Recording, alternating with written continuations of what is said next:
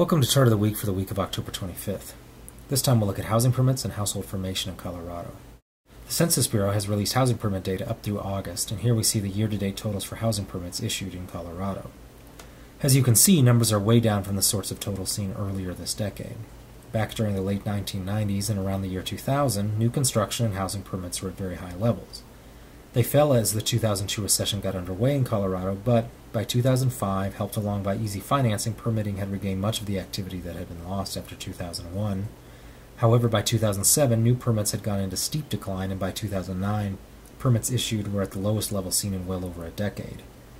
So far in 2010, permits for all units are down 75%, and multifamily units are down 67% since 2005. To put this into context, we need to get a sense of how many households are actually being added in Colorado each year. Household information is available up through 2009, and in 2009, Colorado added 24,000 households. Assuming the existing housing stock is 90% occupied, that would mean that more than 20,000 new housing units would need to come online to accommodate the new households. During the past decade, Colorado has added between 20,000 and 40,000 new households each year, which would bring a need of a comparable number of units for each period. Here we see a comparison between new units added and new households added. These are annual numbers, including an estimate for what will be the annual total at the end of 2010.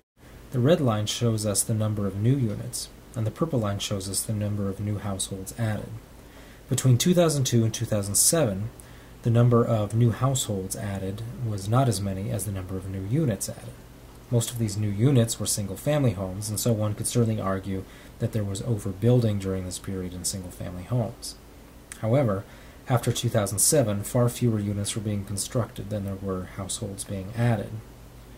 Due to the large amount of new construction up through 2006, we would expect to see some vacant inventory persist into the present in spite of a collapse in new construction since 2007, and that is indeed the case.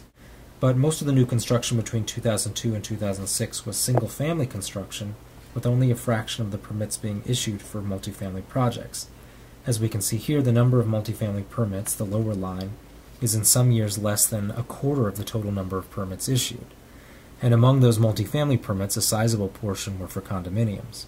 Here we see a comparison of multifamily permits with the number of apartments that have actually been delivered. This helps us see how many of those multifamily permits were for condos and not for rental apartments. As we can see, the number of apartments reduced is a smaller subset of the already relatively small number of multifamily permits being issued. The reason I point this out is that since the financial crisis of 2008, the demand for single-family purchase housing has gone down considerably due to a lack of financing, unemployment, and other reasons, and the demand for rental housing has gone up. I have described the unexpectedly large demand for multifamily rental housing in a previous video, and I provided the link to that video in the video description below. So we're left with a large demand of multifamily rentals, but with a large supply of single-family homes for purchase.